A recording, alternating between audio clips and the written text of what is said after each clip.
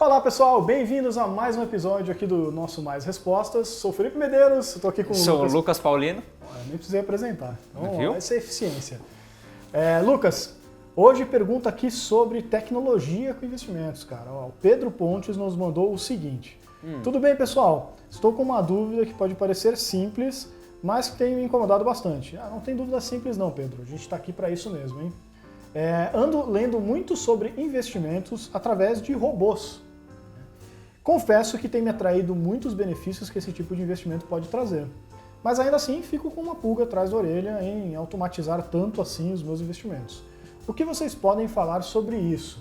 Então, eu acho que é uma pauta legal aí, porque tem de fato, isso aqui não é só Brasil, né? No mundo todo, crescido essa questão tanto de robô advisor, mas quanto de trade quantitativo, né? Essas coisas todas aí, algoritmos e não sei o quê. Então, aquele high frequency, o inglês até cuspi aqui, high frequency trading, né? Coisa de operação em alta frequência e tudo mais. Então tem muita coisa acontecendo aí no mundo da tecnologia, né? Big Data e tudo mais, aquelas coisas. O que você avalia disso? É interessante para o investidor investir dessa forma ou ter uma parte do dinheiro investido dessa forma? Como é que você olha esse cenário hoje? Quando se fala de operação através de robô e por aí vai, acho que são duas vertentes que se abrem. Uma delas vai ser produto.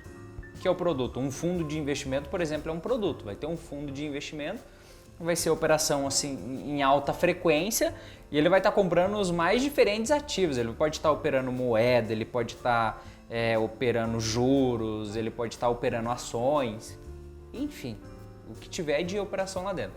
Então isso é um produto. E do outro lado você tem algo que podemos dizer que seria um serviço, né?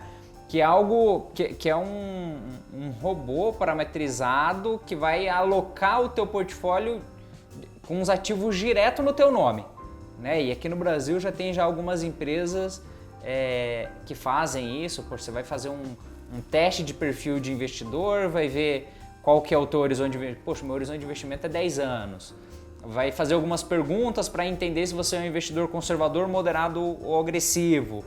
Vai fazer umas outras perguntas para entender ali, poxa, se teu objetivo é daqui 10 anos, quanto que você pretende ter de patrimônio, faz uma simulação e você vê se está de acordo, e se aumenta o risco ou diminui o risco.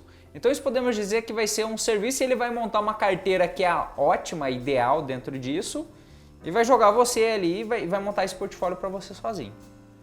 Então esse é um cenário e tem esse de produto, então são coisas diferentes.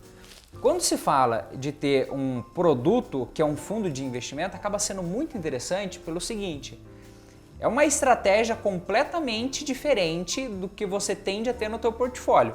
Então, vamos imaginar hoje, tá ficando cada vez mais famoso, fundo multimercado.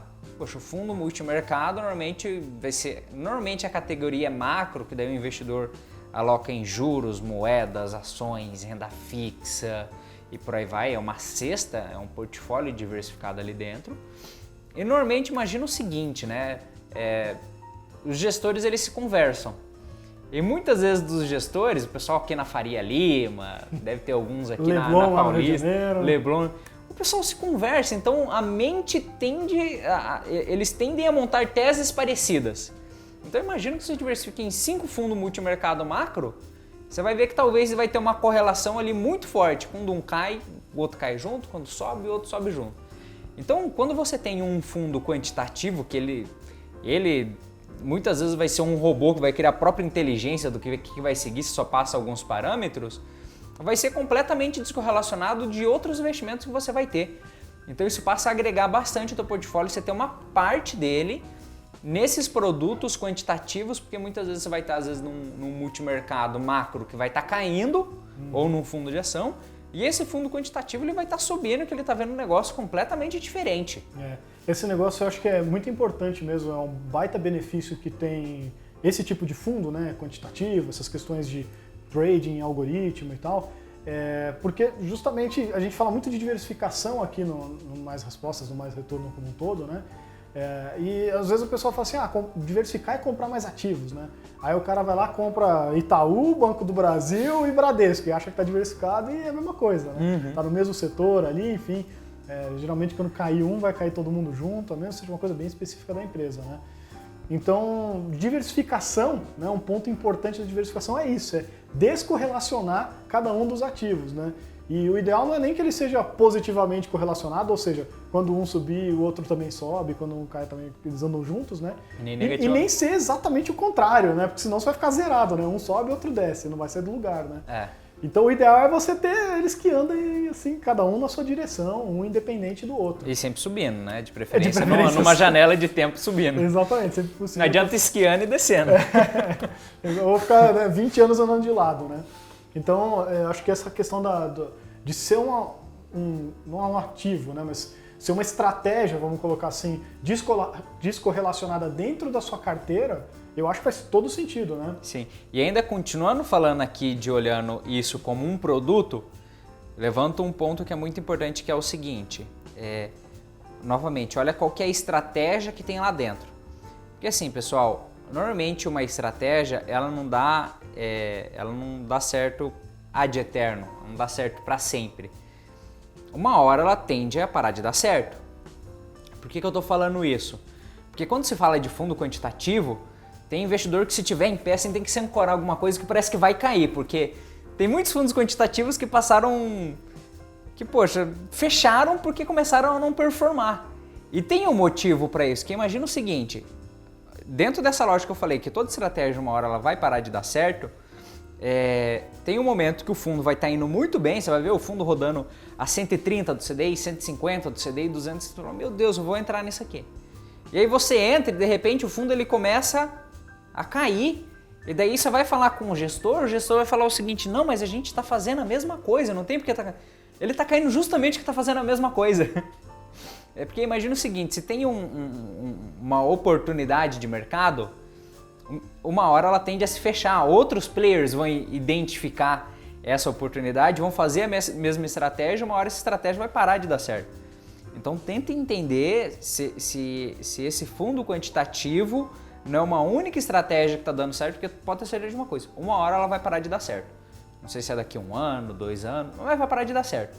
Então procura sempre uma gestora que vai estar sempre criando estratégias diferentes, robôs diferentes, porque assim sempre o fundo vai estar performando. Então isso é produto, tá? Agora vamos falar de algo como pode dizer, que eu falei, que é um serviço. O robô advisor, né? O robô advisor, exatamente. Ele dentro desse teste de perfil que ele vai fazer com você, vai entender os seus objetivos e ele vai alocar esses investimentos para você. Só que, novamente, poxa, vai ser um questionário que vai ter ali. Será que talvez não vai ser mais interessante você ter alguém que vai entender mais a fundo as suas necessidades? Não sei. Se for alguém que é para entender mais a fundo, poxa, vai ser uma consultoria, eventualmente você vai ter que pagar por essa consultoria. Pode ser o gerente de banco, não sei se é a melhor pessoa ou não, vai conseguir entender isso. A pessoa tem um patrimônio muito grande, às vezes tem um fundo exclusivo com um gestor ali olhando a carteira dele o dia inteiro. Exatamente, ou um modelo de assessoria e investimento. Uhum. A pessoa que vai olhar isso para você. Aí detalhe, se for um modelo aí de gerente ou assessor, vai ser de graça, pode-se dizer isso para você. Se for pelo modelo de consultoria, você vai ter que pagar para alguém verificar para você. Ou pode ser através de robô, só que novamente, né, vai ser algo meio genérico. Você não vai ter problema ser algo genérico, você não vai querer algo tão específico. Mas os robôs vão fazer isso, vão fazer um perfil ali para você, que vai ser mais adequado conforme que você responder, vão montar uma carteira e esses ativos vão ficar direto na tua carteira. Daí, eventualmente, vai ter um rebalanceamento, provavelmente vão te avisar, falando, a gente vai ter um rebalanceamento. Eu não sei, cada empresa faz de uma maneira, né?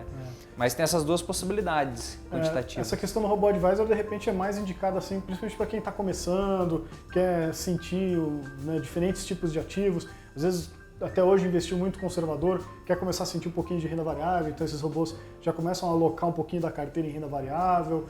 Então, é um tipo de serviço bem acessível, né? Mesmo para quem está começando. Tem, acho que, algumas dessas fintechs que a partir de R$100 já dá para investir assim, né? Então, acaba sendo uma porta de entrada bem interessante.